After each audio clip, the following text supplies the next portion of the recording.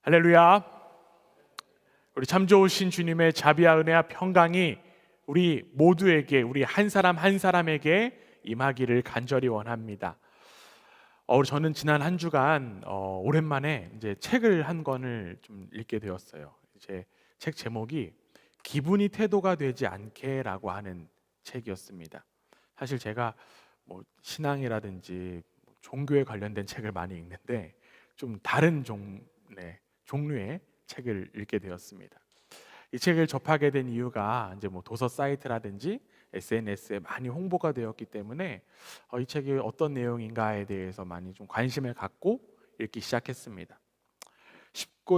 쉽고 또 가볍게 읽을 수 있는 책이어서 좀 편하게 쭉쭉 읽어 나갔었는데 이런 내용이 있었어요. 한 사람이 밖으로 표현하는 기분의 에너지가 생각보다 강해서 전체의 분위기를 좌지우지할 수 있다라고 하는 내용이었습니다.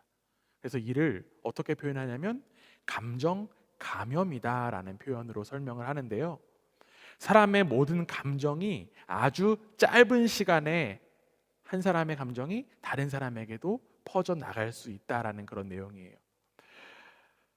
그런데 여러분, 남에게 감염되지 않아야 될, 가장 경계해야 될 감정이 어떤 감정인지 혹시 아십니까? 그것이 바로 우울감이라고 해요. 우울한 사람의 에너지는 사람들에게 천천히 계속적으로 전염된다고 합니다. 또한 무기력 경계해야 되는 감정이에요.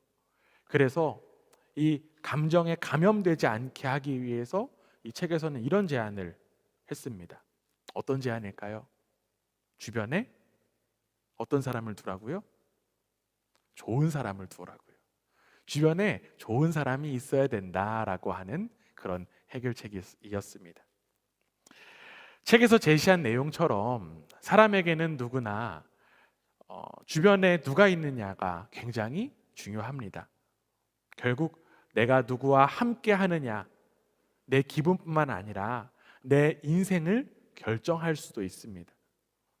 그래서 우리는 간혹 친구를 보면 그 사람이 어떤 사람인지도 알 수가 있다라고 이야기하곤 합니다. 여러분 옆에는 어떤 사람이 있으십니까? 여러분은 누구를 가까이 하며 살고 있으십니까? 감사하게도 지금 우리의 옆에는 누가 있죠? 거룩한 성도들이 있습니다. 성도라고 하는 단어는요, 말 그대로 정말 거룩한 사람이라고 하는 의미입니다. 그런데 여러분, 그 거룩함은요, 내가 스스로 거룩해져서 거룩한 것이 아니라 그리스도로 말미암아 거룩하게 된 것입니다.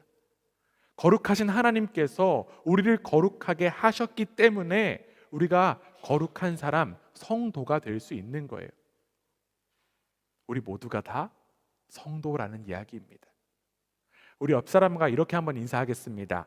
거룩한 분이 제 옆에 계셔서 너무나도 좋습니다.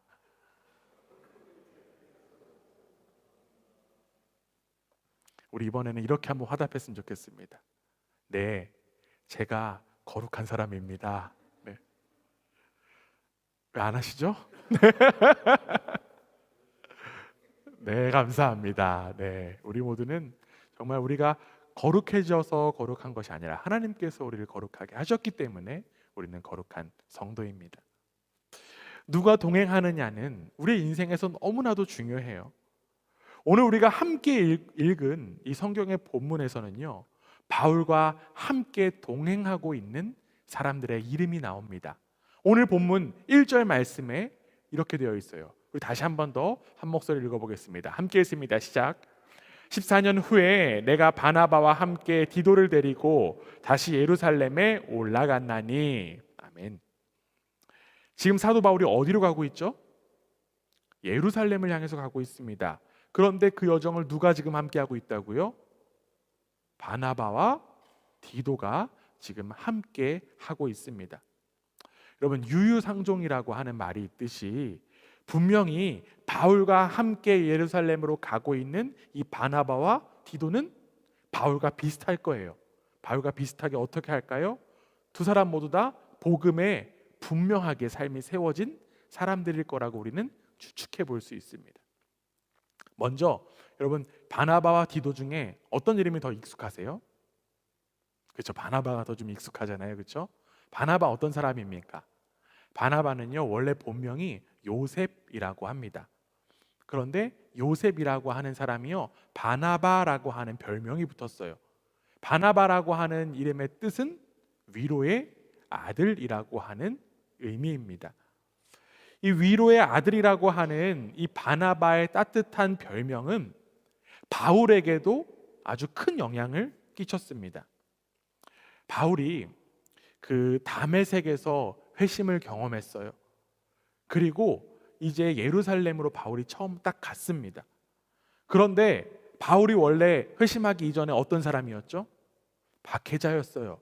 그렇기 때문에 이 바울을 아무도 만나려고 하지 않았습니다. 왜냐하면 사람들의 인식 속에는 바울이 박해자다라고 하는 인식이 강하게 박혀 있었기 때문에 그렇겠죠. 이를 두고 사도행전 9장 26절에서는요, 이렇게 기록하고 있습니다. 사울이 예루살렘에 가서 제자들을 사귀고자 하나 다 두려워하여 그가 제자됨을 믿지 아니하니. 이렇게 모두가 다 바울을 믿어주지 않고 있었어요. 그런 분위기 속에서 딱 한 사람이 바나바를 믿어주었습니다. 누굴까요? 바나바예요. 그는 모두가 두려워하던 이 바울을 믿어주고 바울과 사도들의 만남까지도 주선했었습니다. 그래서 사도행전 9장 27절에 이렇게 되어 있어요. 바나바가 데리고 사도들에게 가서 그가 길에서 어떻게 주를 보았는지와 주께서 그에게 말씀하신 일과 다메섹에서 그가 어떻게 예수의 이름으로 담대히 말하였는지를 전하니라. 바울에게 은인과 같은 존재가 바로 바나바였습니다. 바울이 이렇게 바나바에게 도움을 받은 것은요, 예루살렘에서 뿐만이 아니었습니다. 그리스도인이라고 처음으로 지칭받은 교회가 혹시 여러분 어딘지 아십니까? 우리 몇 주 전 우리 금요 기도회 때 함께 좀 나눴던 말씀을 떠올리시면 되는데 제가 너무 많은 기대를 한 건가요? 네. 처음으로 그리스도인이라고 지칭받은 교회는 바로 안디옥 교회입니다. 안디옥에 교회가 세워졌다라고 하는 소식을 예루살렘 교회가 들었어요. 그래서 예루살렘 교회는 가만히 있을 수 없었습니다. 예루살렘 교회는요, 가르칠 수 있는 한 사람을 보내요. 그 사람이 바로 바나바였습니다. 그런데 바나바는요, 그 일을 혼자 감당하지 않았습니다. 다소라고 하는 곳에, 고향 땅 다소에 숨어있던 바울을 불러서 이 바나바는 안디옥에서 1년간 사람들을 가르칩니다. 사도행전 11장 25절에서 26절에 이렇게 되어 있어요.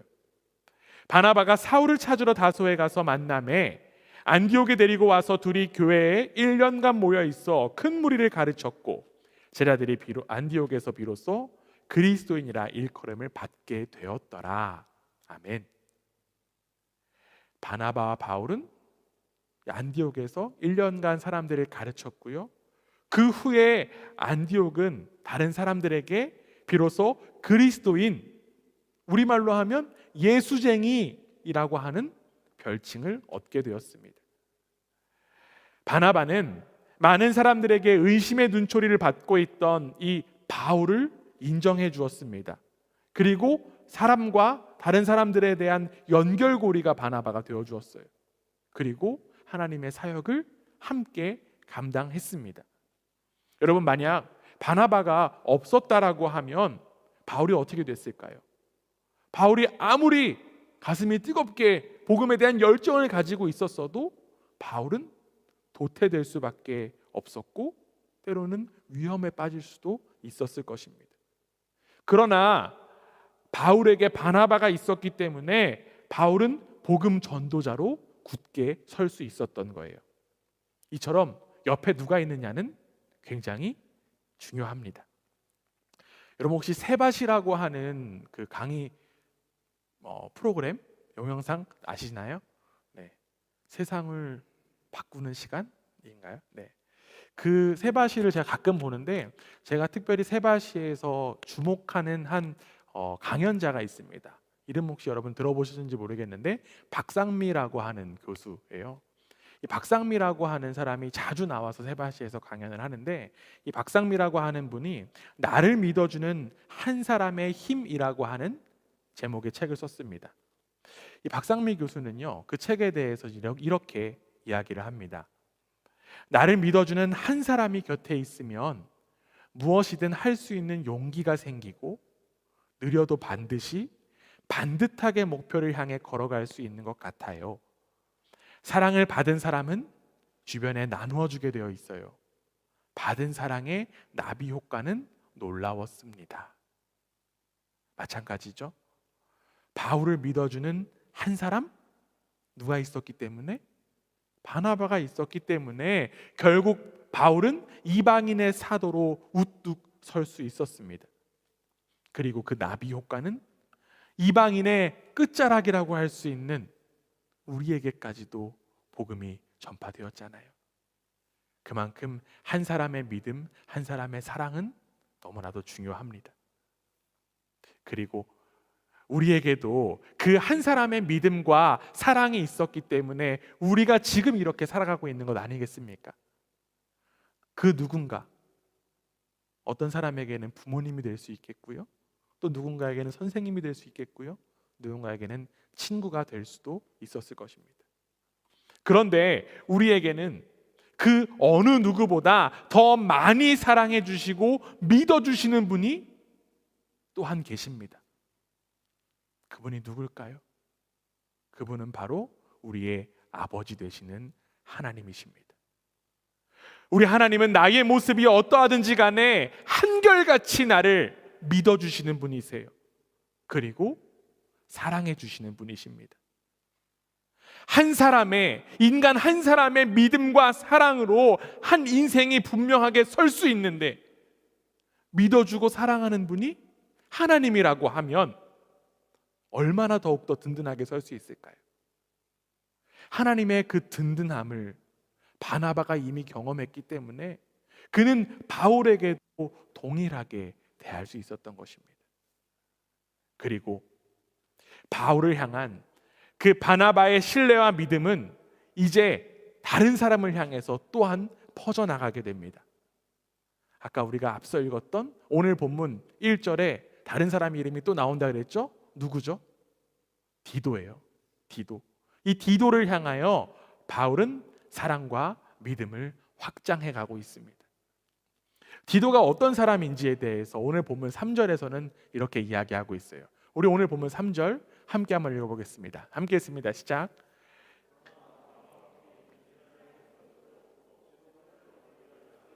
아니하였으니 바울은 함께 예루살렘을 향한 디도가 헬라 사람이다라고 하는 사실을 밝히고 있습니다. 헬라 사람, 헬라인이라고 하는 것은요, 1차적으로 어디에서 태어났다라고 이야기할까요? 헬라에서 태어난 거예요. 그래서 헬라어를 쓰는 헬라 문화권 사람을 바로 헬라인이라고 이야기합니다. 그런데 신약 성경에서 명시된 이 헬라인이라고 하는 것은요, 단순히 그냥 한 헬라 민족만을 가리키는 것은 아닙니다. 유대인이 아닌 이방인을 가리키는 대명사로 이 헬라인이라고 하는 표현을 간혹 사용합니다. 즉 디도는 바울이 전도한 이방인이다라고 이야기를 할 수 있겠죠. 그런데 당시 그 헬라인으로 일컬어지는 이방인들이 그리스도인이 되는 것에는 큰 이슈가 한 가지 있었습니다. 방금 읽었던 3절에 뭐가 나오죠 지금? 할례가 나와요. 이 할례 의식의 유무가 바로 그 당시 사람들의 굉장히 큰 이슈였어요. 고대부터 이제 유대인들은 이 남자의 포피를 잘라내는 할례를 신성한 종교 의식으로 행했습니다. 여러분들 주중에 우리 창세기 성경 통독하신 분들 한번 생각나실 거예요. 그렇죠? 창세기 17장에 보면 하나님과 아브라함의 언약의 표징으로 모든 남자는 할례를 해야 된다라는 그런 이야기가 있었습니다. 그래서 창세기 17장 11절에 여러분들 떠올리시라고 이렇게 한번 제가 읽어보겠습니다. 너희는 포피를 베어라. 이것이 나와 너희 사이의 언약의 표징이니라. 이후 생후 8일 된 모든 유대의 남자아이는 할례를 받아야 하는 유대의 관습들이 생겨났어요. 그렇기 때문에 유대인으로 개종하는 사람들도 반드시 할례를 받아야만 했습니다. 그래서 할례를 받는다라고 하는 것은요, 단순히 그냥 그 할례 행위 자체를 넘어서 유대인의 삶의 규범인 무엇을 따른다? 율법을 따른다라고 하는 것까지도 의미가 포함되고 있는 거예요. 그런데 여러분, 지금 이렇게 장황하게 설명한 이 유대교의 관습인 할례가 이 기독교인들과 무슨 상관이 있었을까요? 문제는 당시 대다수, 그 초대교회 대다수의 사람들이, 대다수의 그리스도인들이 바로 유대인이었다라고 하는 것입니다. 여러분 한번 생각해 보세요. 예수님 어느 민족이었을까요? 유대인이었겠죠? 제자들도 마찬가지였어요. 또한 초대교회 사람들, 그 당시 예수님을 따르던 수많은 사람들은 유대교의 관습과 전통이 박힌 그런 유대인들이었습니다. 그렇기 때문에 그들의 사고 속에는 비유대인인 이방인이 기독교인이 되기 위해서는 할례를 받아야 된다라고 생각하는 그런 관습들이 박혀 있었다라고 하는 것입니다. 할례라고 하는 그 상징적인 행위를 통해서 기독교인들이라고 하면 모세의 율법을 지켜서 의롭게 된다라고 하는 신념을 따르게 했는 그런 생각들이 만연했던 거예요. 결국 율법을 통해 구원을 받을 수 있다라고 하는 이 율법주의가 초대교회에 자연스럽게 가득했었고요. 그 주장이 바로 갈라디아서 1장에 우리가 몇 주 전에 함께 살펴본 다른 복음이었던 거예요. 갈라디아 교회 안에서는 유대교의 전통에 따라 율법으로 구원을 받을 수 있다라고 하는 다른 복음이 퍼져나갔다라고 몇 주 전에 우리가 함께 나눴습니다. 그리고 그 다른 복음을 교회 내 안에서 거짓 형제들이 소리 높여서 주장했어요. 오늘 본문의 4절을 보면 이렇게 되어 있습니다. 우리 함께 한번 읽어보겠습니다. 함께 읽습니다. 시작.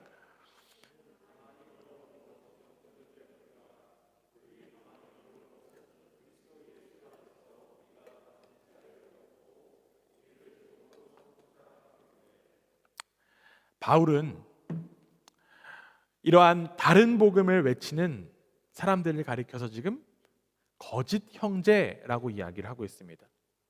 여러분, 형제라는 표현을 먼 사람이랑 쓸까요? 아니면 가까운 사람에게 쓸까요? 가까운 사람에게 쓰겠죠. 교회 내에 있는 사람들을 향해서 형제라고 부르잖아요. 형제라는 표현을 통해서 이 거짓 형제들이 분명 교회 안에 일원이었을 것임을 우리는 추측해 볼 수 있습니다. 교회 내에 거짓 형제들은요, 말 그대로 거짓된 복음을 전하고 있었습니다. 사실상 그들은 교회 내에 침투한 스파이와 같은 사람들이었다라는 거예요. 이를 두고 신약학자 권영경 교수는 이렇게 이야기를 합니다. 요즘으로 치자면 자기 정체를 숨기고 교회로 들어와 혼란을 회책하는 신천지 사람들과 유사하다라고 이야기를 합니다. 여러분, 만연한 그 신천지를 쉽게 떠올리면 될 것 같아요. 갈라디아 교회의 거짓 형제들은 교회 내로 잠입한 이단과 같은 이들이었습니다. 그들이 전한 다른 복음, 표면적으로 보면 유대인들이 쉽게 받아들일 만한 내용들이었어요. 너무나도 그들의 사고에 깊숙이 박혀 있었기 때문에 율법을 따른다라고 하는 것, 그리고 할례를 받아야 한다라고 하는 것, 너무나도 쉽게 받아들일 수 있는 내용들이었습니다. 그런데 표면적인 모습, 그 속에 그 거짓 형제들에게는요, 분명한 목표가 있었습니다. 그 목표가 무엇이었는지 4절 다시 보면 나와 있어요. 4절에 거짓 형제들의 목표가 무엇이었습니까? 사람들을 종으로 삼기 위함이다라고 이야기합니다. 이 거짓 형제들은 형제라고 하는 그런 가면을 쓰고 있었지만 실상은 사람들 위에 군림하려고 하는 자들이었습니다.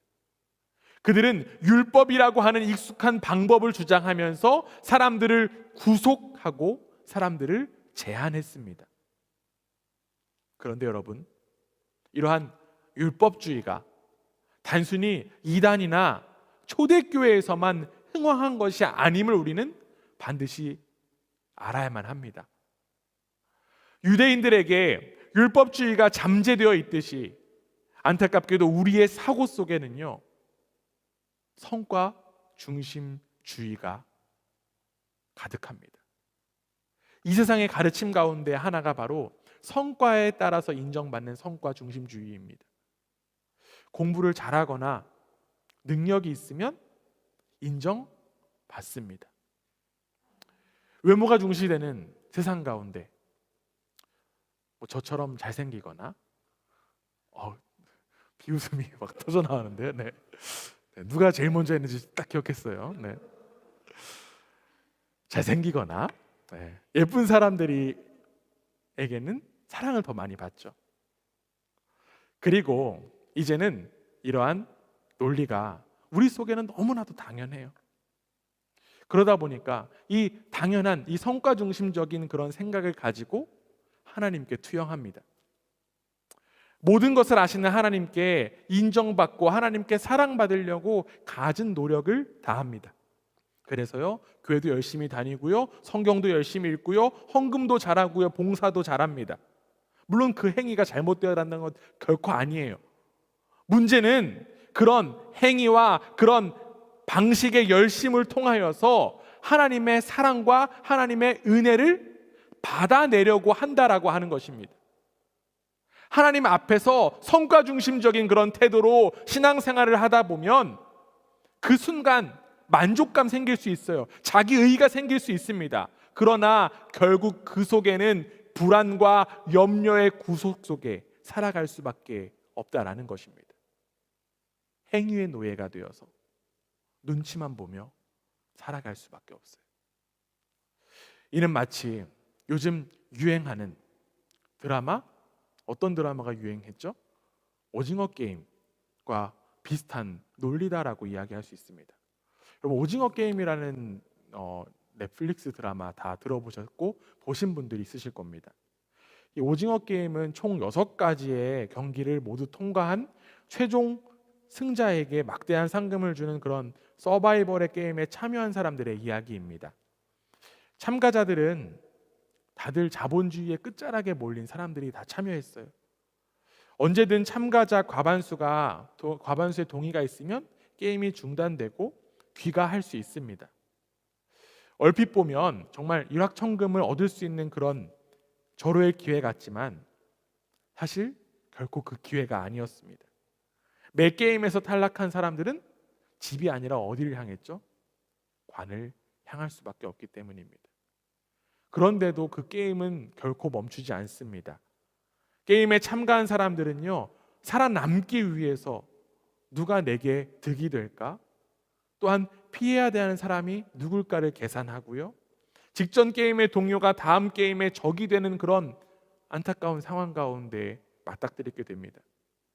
위기 앞에서 그 인간의 적나라한 이기심과 자기보호 본능이 여과없이 드러나고 다른 사람의 실패가 곧 나의 안위를 보장하는 게임의 법칙은 참가자들이 서로를 믿지 못하는 그런 상황 가운데 몰리게 됩니다. 그런데 이 드라마가 왜 유행하고 흥행하냐면 이 드라마 속의 내용들이 우리가 살아가고 있는, 우리가 사고하는 그런 생각과 별반 다르지 않기 때문에 그렇다라는 거예요. 그리고 더욱더 안타까운 것은 우리의 신앙생활도 이 오징어 게임과 같이 한다라고 하는 것입니다. 구원의 여정에서 살아남기 위해서 우리 발버둥 쳐요.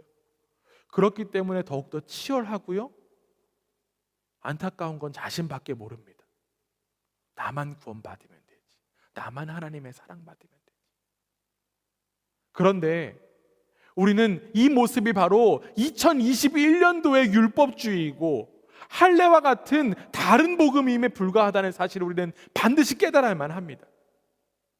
이제 우리는 시선을 좀 돌이켜야만 해요. 돌려야만 해요. 여러분, 참된 복음은요, 결코 우리를 구속하지 않습니다. 참된 복음은 오히려 우리에게 자유를 허락합니다. 우리가 잘 알고 있는 요한복음 8장 32절에서 예수님께서 이렇게 말씀하셨어요. 진리가 알지니 진리가 너희를 자유롭게 하리라. 우리에게 참된 진리는 오직 예수 그리스도밖에 없습니다. 예수 그리스도는 우리를 자유롭게 하기 위하여 이 땅 가운데 오셨고 십자가에서 우리를 대신하여 죽음 당하셨습니다. 그 사실을 믿는 이들에게, 그 사실을 자기의 것으로 받아들인 이들에게 자유가 허락된다라고 하는 거예요. 우리가 무엇을 했기 때문에 구원하신 것 결코 아닙니다. 우리가 능력이 있어서 하나님께서 사랑해 주신 거 아니에요. 저처럼 외모가 뛰어나서 사랑해 주신 것 아니라는 거죠. 또 웃으시는데요?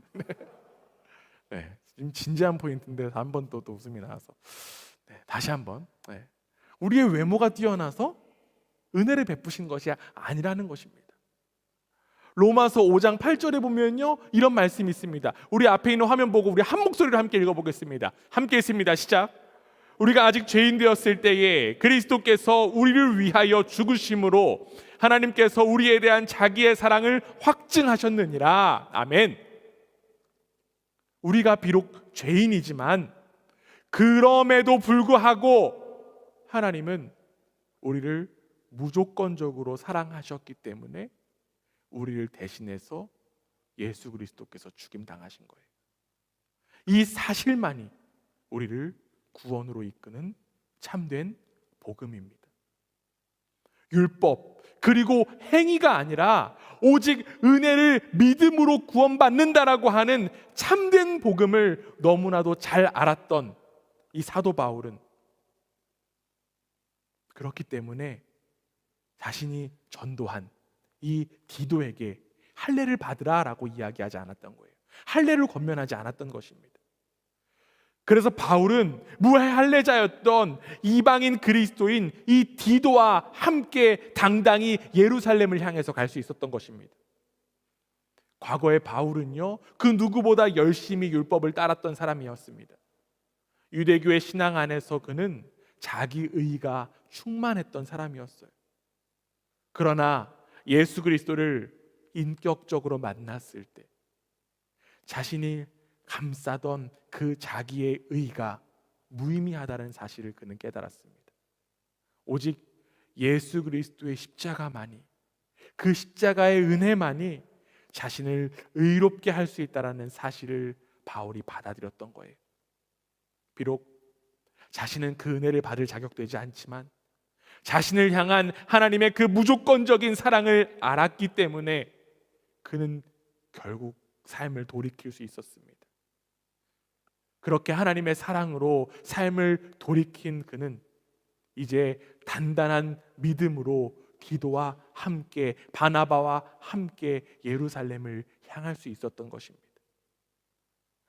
예루살렘과 이 갈라디아뿐만 아니라 수많은 사람들은 복음에 대한 바울의 그 확신을 굴복시키려고만 했습니다. 자신이 스스로 통제할 수 있고 눈에 보이는, 어쩌면 내 손에 잡히는 그러한 방식으로 구원을 얻는 일이 옳다고 주장하며 이 바울을 굴복시키려고 했어요. 그러나 바울은요, 그러한 다른 복음과 거짓 형제들에게 결코 굴복하지 않았습니다. 오늘 본문 5절 말씀 우리 한 목소리로 함께 읽겠습니다. 함께 읽습니다. 시작. 그들에게 우리가 한시도 복종하지 아니하였으니 이는 복음의 진리가 항상 너희 가운데 있게 하려 함이라. 아멘. 바울이 잠시도 굴복하지 않을 수 있는 이유가 무엇이었습니까? 바로 복음의 진리가 바울 안에 가득 채워져 있었기 때문에 그렇습니다. 세상의 수많은 가치들이 우리를 굴복시키려고 돌진해 옵니다. 성과 중심주의 같은 그런 모양으로 우리를 향해서 수도 없이 돌진하고 있습니다. 때로는요, 우리를 향해서 속삭이고 있습니다. 그래서 때때로 나도 모르게 굴복하곤 합니다. 거기에 구원이 있다라고 착각에 빠지고 위안을 얻을 때도 있어요. 그러나 여러분, 이제는 다시는 굴복해서는 안 됩니다. 우리를 구원하시는 분은 오직 예수 그리스도밖에 없습니다. 하나님의 무조건적인 사랑만이 우리를 자유케 합니다.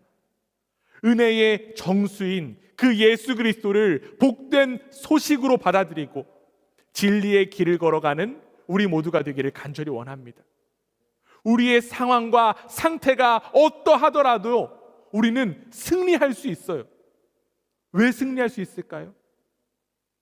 왜냐하면 우리를 대신하신 예수 그리스도께서 이미 승리하셨기 때문입니다. 그 사실을 믿음으로 받아들이고 이제 믿음의 동료들과 함께 자유의 길을 걸어가는 우리 모두가 되기를 원합니다. 우리가 하나 되고 또한 옆에 함께 서 있을 수 있는 이유는 복음 때문입니다. 주님께서 우리를 용서하시고 용납해 주신 것을 기억하며 믿음의 동역자들을, 내 지금 옆에 있는 이들을 더욱더 용서하고 용납하며 함께 구원의 길을 걸어갑시다. 세상의 여러 가치들이 우리를 굴복시킬지라도 우리는 더욱더 힘차게 담대하게 걸어갈 수 있습니다. 우리의 여정을 성령 하나님께서 반드시 함께 하신다라고 하는 그 믿음으로 함께 복음 들고 나아가는 우리 그라츠 반석교회가 되기를 주님의 이름으로 간절히 원합니다. 세상을 향해 복음 들고 나아가는 그 발걸음 속에 참된 자유가 허락될 줄 믿습니다. 아멘.